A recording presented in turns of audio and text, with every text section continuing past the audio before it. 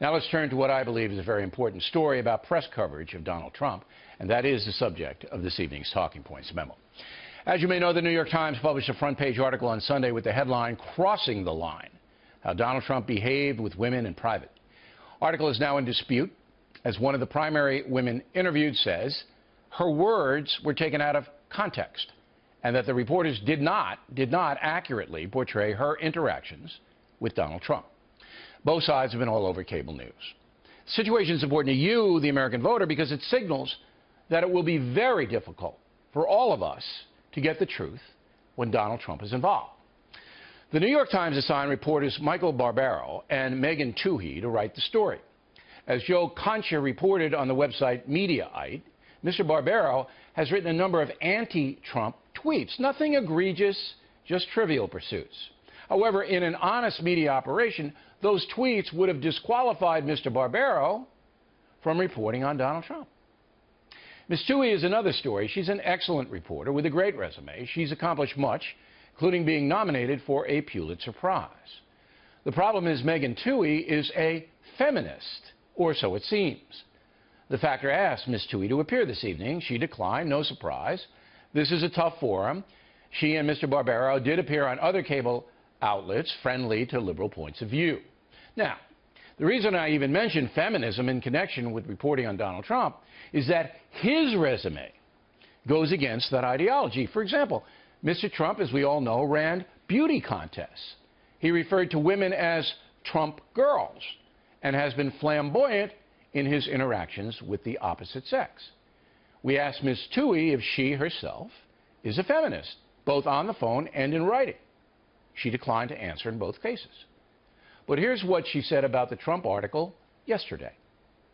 I think that there were some themes that emerged. There were, some of the accounts with regards to unwelcome romantic advances, this unending commentary on the female form, this sort of shrewd exploitation of ambitious women. We can sit here and sort of analyze, what we think of Donald Trump, but, what we wanted to do with this piece was to really give the women their voices and what their experiences has been. And, it's a complicated story.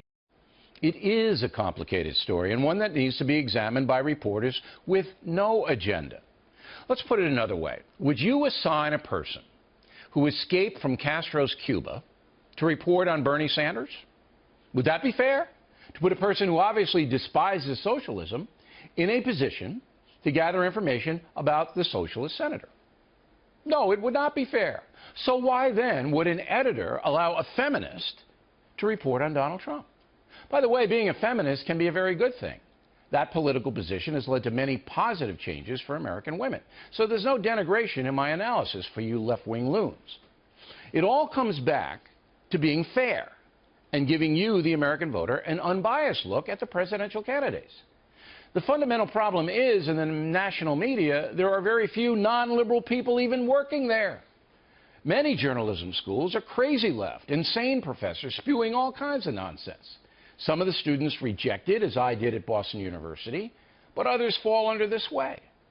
And then if you get a job at the New York Times or other national media, you'd better toe the line, the liberal line.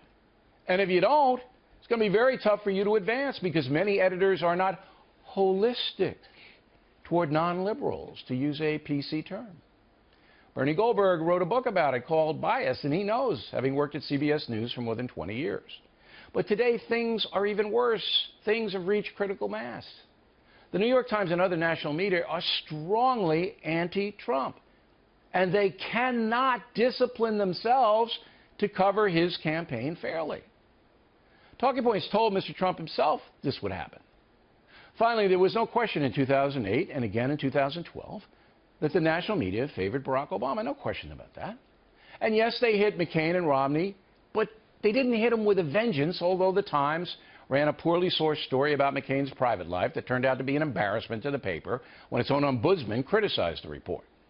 But the Trump media thing will be much more personal than Romney-McCain, believe me, and it will get very nasty.